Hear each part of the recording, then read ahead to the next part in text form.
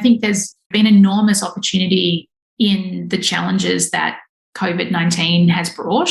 And one thing we've seen is that rural and regional locations have become very desirable.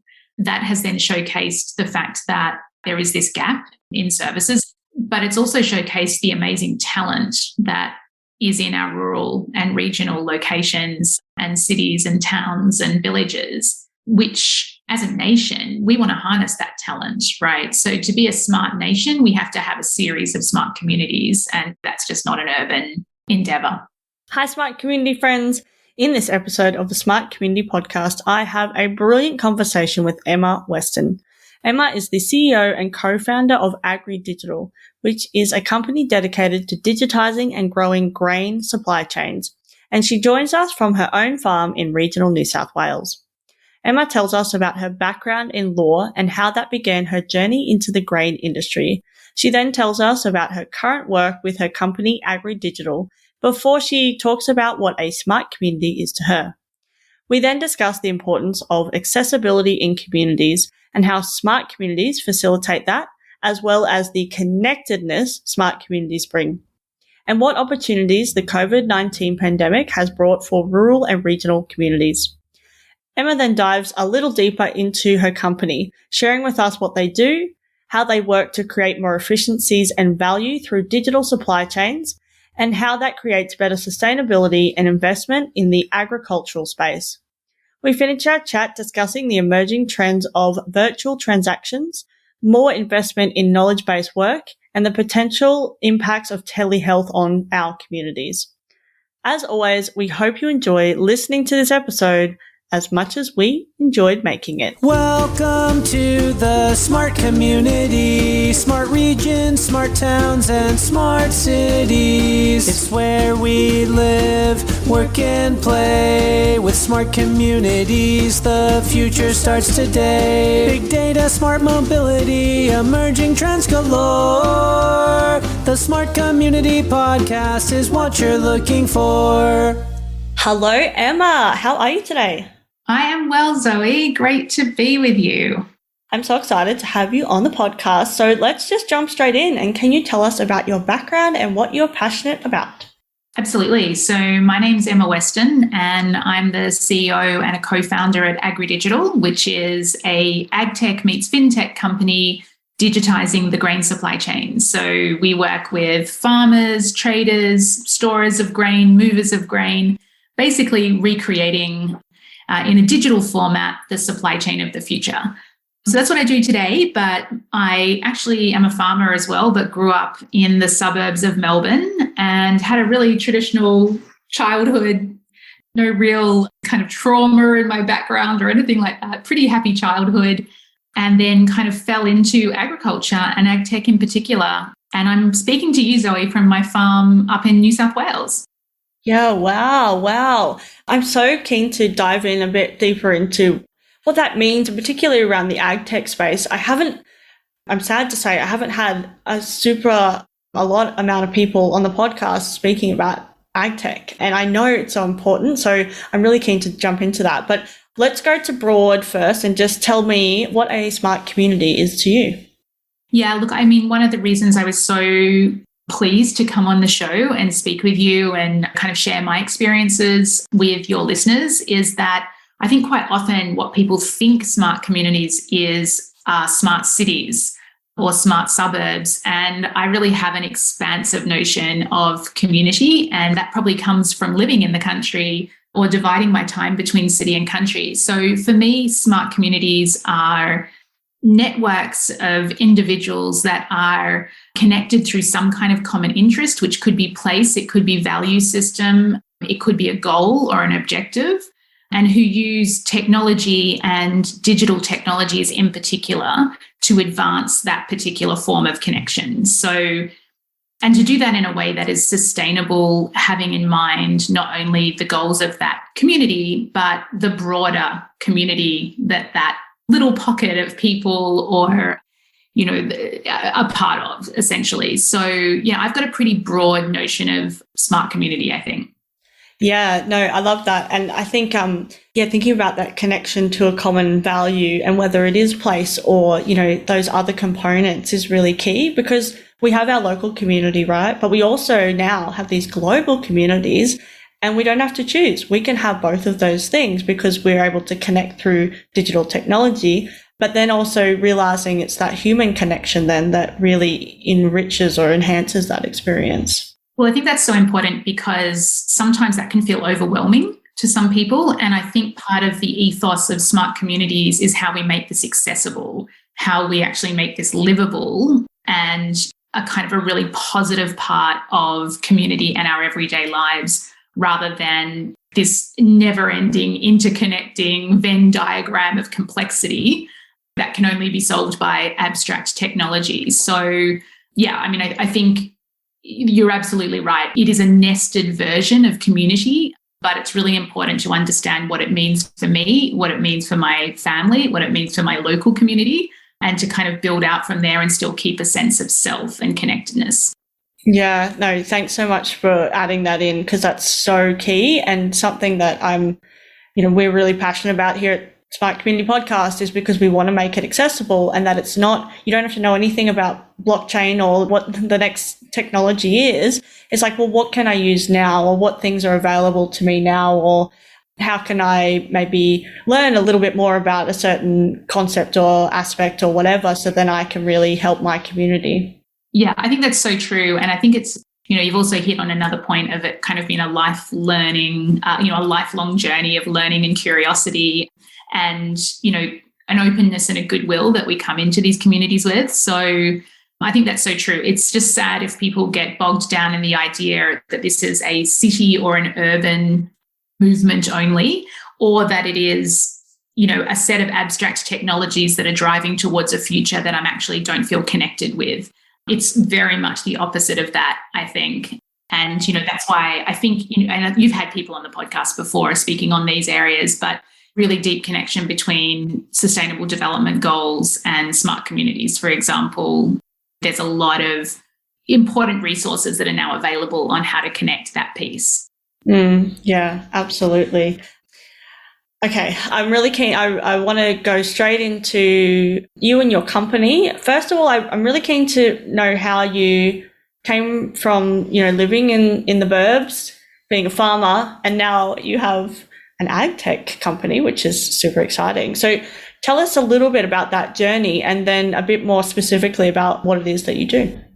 Yeah, thanks, Zoe. So, when you talk about these things in retrospect, it feels so serendipitous and, like semi-organized, but of course it's actually very opportunistic and happenstance and contextual. But look, you're right. As I said at the beginning, and you just said there, basically grew up as, a girl in the burbs in Melbourne, had a fortunate childhood, great supportive parents, fantastic role models, did everything they could for my brother and I to give us a great education, great health, etc.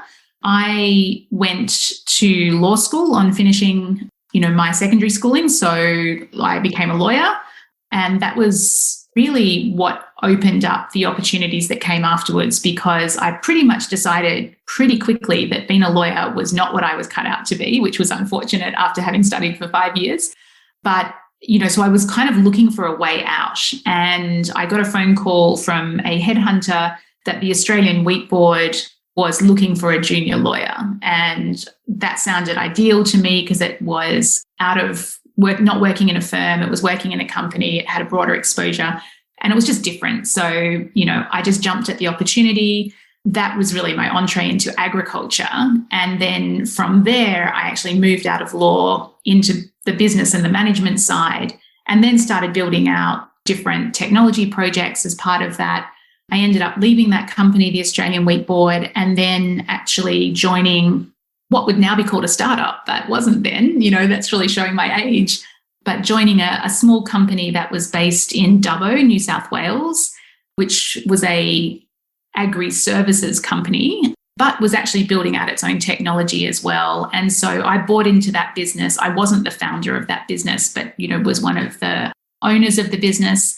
We grew that business up to be a national business were building our own technology all the time. So effectively, it became an AgTech business. We just didn't have the lingo. And, that was kind of the serendipitous journey. But from selling that business, my partners and I then were able to sort of exit nicely and say, well, is that it? Do we go and just live on the farm, or what do we do? And what we realized was that there were huge, deep, entrenched problems in our supply chains that emerging technologies and digitization and cloud infrastructure were now able to solve.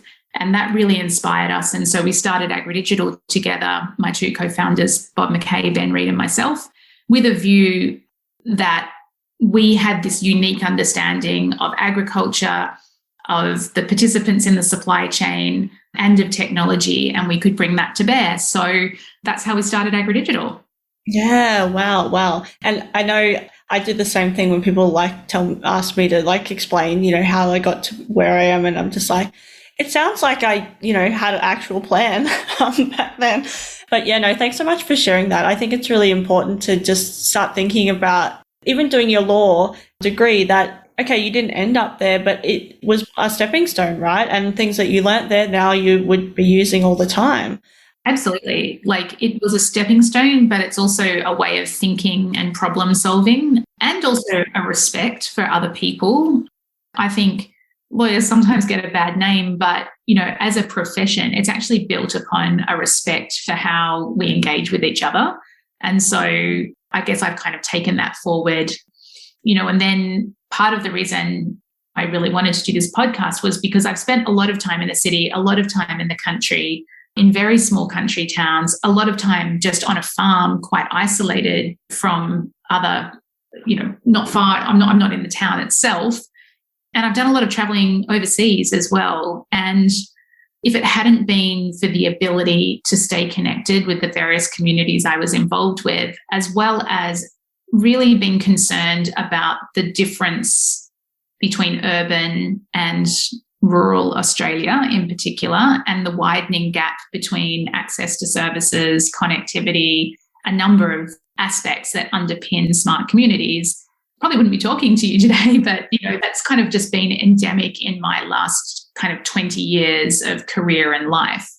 No, absolutely. And I think it's so important to really, appreciate those connections, but then also for me, it's shifting the conversation, right? And it's not that cities aren't important. It's just that regional towns are just as, or, they have different levels of importance for different issues and different problems. And you're talking about there that increasing gap of services and that type of thing, that is huge and something we're not talking about enough, and something that smart communities can actually solve. Because if we've got people thinking about it, we know there's solutions out there, or bits and pieces of solutions that we just have to bring together to be able to actually solve some of these things. And that it doesn't have to just be the way we've always done it, because we've got these tools at our fingertips that we can really use. Well, I think that's so true. And I think there's been enormous opportunity in the challenges that COVID-19 has brought. And, one thing we've seen is that rural and regional locations have become very desirable. That has then showcased the fact that there is this gap in services, but it's also showcased the amazing talent that is in our rural and regional locations and cities and towns and villages, which, as a nation, we want to harness that talent, right? So to be a smart nation, we have to have a series of smart communities, and, that's just not an urban endeavor. Absolutely. Okay, tell us more about your company, and tell us a little bit about, the specific problems that you solve, and maybe a little bit of detail about the technology you do to do that. Yeah, sure. So AgriDigital, as I said earlier in the podcast, as we began, is effectively digitizing the grain supply chain. So we take the really complex, convoluted, opaque, fragmented supply chain that is a reality of our global commodities environment, and are looking at ways to connect, to simplify, and to actually ensure that not just data is mobile, but that participants in the supply chain are more mobile. So that means that as a farmer, I can also operate as a trader, for example, so that we can actually create different sources of value. So the way that we do that is we have digitized I'm trying to think of a really simple way to explain this, but we've effectively taken the journey of, and we focus on the grain supply chain, the journey of grain from a paddock all the way through to a processed ingredient, and digitized that whole inventory journey and value add and all of the transactions and the operational environment that touches that grain or that wheat as it goes through the supply chain. So why is that important? Well, if we don't have that base to work with, what we have are supply chains that are very fragile, as we've seen during COVID, that break down easily. We have a lack of connection between participants because I just sell my goods and I don't really know who I sell them to. There's enormous risk that is built into that environment, and that risk comes at a price, and that price is paid for by the consumer by and large. So it actually makes the supply chain more expensive overall. And it's very inefficient to have these fragmented, broken supply chains with huge levels of replicated data across each of the silos of, locations that exist in a supply chain. So depending upon whether I'm a farmer or I'm a buyer of a commodity or a seller or a trader or a storer or a mover, I have my own set of problems that I want to deal with. But the supply chain as a whole has one very large problem, and that is in agriculture, or thinking about the agricultural supply chain. Agriculture as an industry is the least digitized industry in the world by a very, very long way. It is also the world's largest employer. So it employs 40% of the world's working population. And what that means is there is enormous levels of opportunity for improved efficiency and value creation, as well as value reassignment, because a lot of the value that's created in supply chains at the moment does not go to the farmer. It does not go to the early risk takers in the supply chain, and it does go to the very large multinational companies and corporations that have vertically integrated their operations. Now, I'm not against them making money. Everyone needs to participate at a value level. But what we're really looking to do is not carve up the pie, but can we actually create more value through a digital supply chain than through an analog supply chain? And if we can we assign that value back to farmers in particular? If we can do that, then this is kind of what connects us with this conversation. We actually have an incredible ability to sustain, improve, and to grow our regional communities and to have thriving regional communities, which is not the case at the moment. Many of our communities are dying, they're not thriving. And so at AgriDigital, we actually have the view that there's three things we want to do. We want to digitize and automate inventory. We then actually want to be able to leverage that inventory so that we can bring more capital into the supply chain, so there's more investment into supply chain. And we want to be able to do that so we can create sustainable supply chains for the long term. And if we do that, then we've actually got a really great industry that everyone can participate in with confidence. Yeah. Oh, wow. People can't see on the podcast, but I'm just like nodding my head here because I'm like, yes. You were nodding. Thanks so much for sharing that. And it's so important that we start to have more of these conversations because, and you touched on so many key things there where we want the money to go back to the farmers. And that's not a new concept, right? But it was, how do we actually get this to happen? Because even if we're paying more at the consumer end, like you said, by the time it trickles down, it's not necessarily going to get there. And knowing where I've sold my grain, is that a loaf of bread or is that something else? Where is it? Where's it gone? All those type of things. It just adds so much more, I guess, accountability for all levels on the supply chain, and that the data that then we can make proper decisions about and all those type of things. So it's just, I think it really, the whole philosophy and the concept of it just makes so much sense in smart communities, right? And so good on you for, doing it. And one of the ways that we do that is to speed up decision-making, to speed up the knowledge of, where that loaf of bread is or where that grain load is. And in being able to remove waste and time you're actually creating value just as a byproduct of that. So it's not saying we need to charge more for goods necessarily. It's saying that we need to be more efficient in getting our goods to market and getting them to the right markets at the right time. So, these are problems of global significance. It's not just a grain problem. It covers meat and livestock. It covers horticultural goods, niche industries as well. It just so happens that, we know grain really well, and that's where we've started. And I think the other thing is about being able to bring more investment in as well. These are traditionally not areas where alternate finance has been able to come into the supply chain because they haven't actually understood the risk of participating or been able to have the level of transparency, as you were saying, as to the underlying asset. So, we provide that. We do that through a suite of digital technologies. You did ask what other technologies we use. Yes, we do use the B word, blockchain, in part of what we do. It's not the only thing, but by far it's not the only thing that we use in our tool bag of technologies. We have a very robust tech stack and architecture, as you would expect, because effectively it's combining in IoT, it's combining in algorithmic intelligence in order to gain insight around where goods are at any particular point in time. So there's a number of different technologies that we use. And the thing I guess I would point out is that none of this would have been possible even 10 years ago because we would not have had the level of cloud infrastructure and the digital suite of tools that we now have. And that's what makes, that's why I can sit on a farm talking to you about this, which is super exciting because we're really just at the beginnings of what's possible.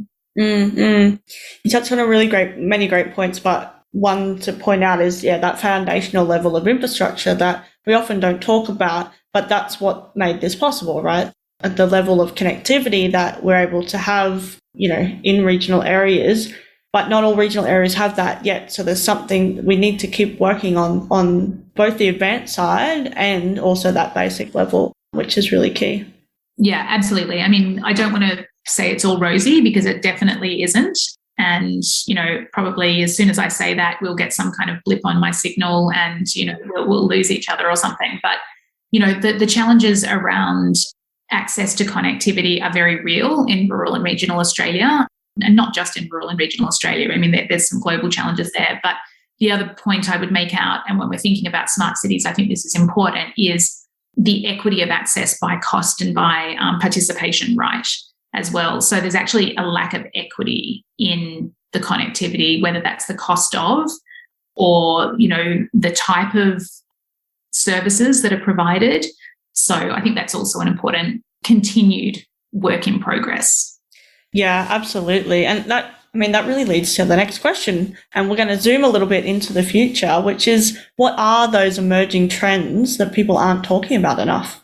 Well, I think one of the really important trends that we do need to start wrapping our heads around more as a country, as a community, and as individuals is the reality that a lot of value is going to be transacted virtually. So the idea that digital assets or digital currencies are somehow, not going to play into our everyday lives is, in my view, a complete fallacy. And we need to be talking more around how we demystify access to, what is now known as, obviously cryptocurrencies, but in the broader sense can be digital currencies or digital assets that can be traded. So I definitely think there needs to be a bigger discussion and a demystification of that type of environment because it is a reality, it is coming. The other areas which I think, perhaps we need to be thinking about more profoundly than we are, it's not that we're not thinking about them, I just don't think we're thinking very deeply about them, is actually future of work in smart communities. And so I think there's a disconnection between some conversations that are happening around future of work, for example, and some of the conversations that are happening across the broader smart community discussion area. And by that, I mean, I'm not talking about the future of work for you and me. I'm talking about the future of work for our grandchildren, right? So what should we be investing in now? How should we be building out our communities, our infrastructure, our sense of connectivity to each other in order to be able to facilitate 100% participation in knowledge-based work rather than physical labour. And I just think there's still not enough that's going on in that space. And I know we need to keep moving on, but I guess the other area that I think is really important, and I guess it is happening in different ways, is actually around the role that personalised health is going to play and the ability to ensure that our future is very much can be equitably accessed at a health level by everyone, which concerns me if health becomes increasingly technology-based and there are huge areas of the community who do not have access to basic infrastructure, then effectively we're starting to remove basic human rights, as I would see it. So I think there needs to be a kind of a deeper conversation around health, education, a number of other areas as technology starts to become more pervasive in those areas. Yeah, absolutely. I think, those are three kind of key, seemingly different trends, but they're all connected, right? And particularly the last one, it's really powerful. And I think it's something we need to, start that conversation now, because like we were just talking about those access to services, health is a service, right? But also that human right element of it. And so we may, if we're not careful, slip down some slope that it's hard to get back up again. So no, really, really key. I do think health is a right. That's how our country's been built, is that universal health is something that, we believe should be accessible to everyone. And if we allow technology to go down the route of productizing health, and health becomes a product instead of a right, I think that's a conversation we need to be having now to ensure that either those products are available to everyone, because generally once something gets productized, it's not necessarily available to everyone.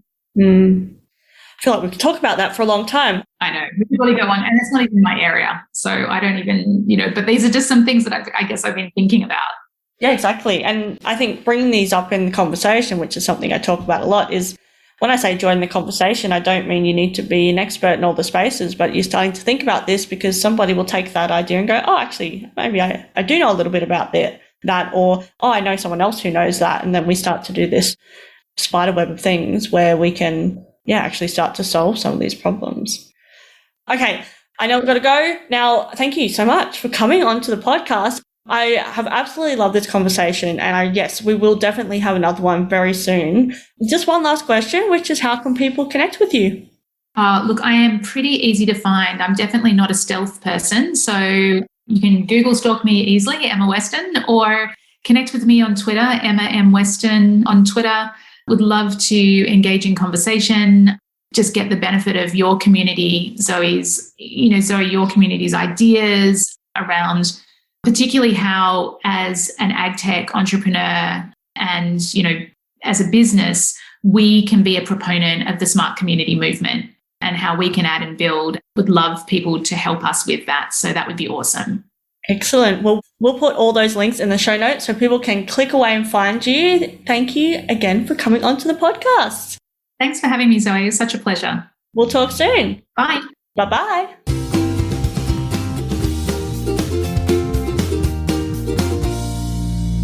The Smart Community Podcast is brought to you by My Smart Community. If you're looking for support in podcast strategy and production, workshop design and facilitation, or communication and media advisory, get in touch. Email hello@mysmart.community or head to www.mysmart.community. Thanks so much for listening to the Smart Community Podcast. Show notes for this episode and all other episodes are available on our website, mysmart.community/podcast. If you have any questions for us or any of our guests, you can email hello@mysmart.community. You can also find us on the socials. We are on LinkedIn and Twitter @SmartComHQ. That's com with 2 M's. If you are enjoying the podcast, please hit subscribe so you never miss an episode. And we would love for you to leave us a rating and review at wherever you listen.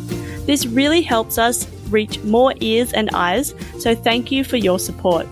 As always, we hope you enjoyed listening to this episode as much as we enjoyed making it.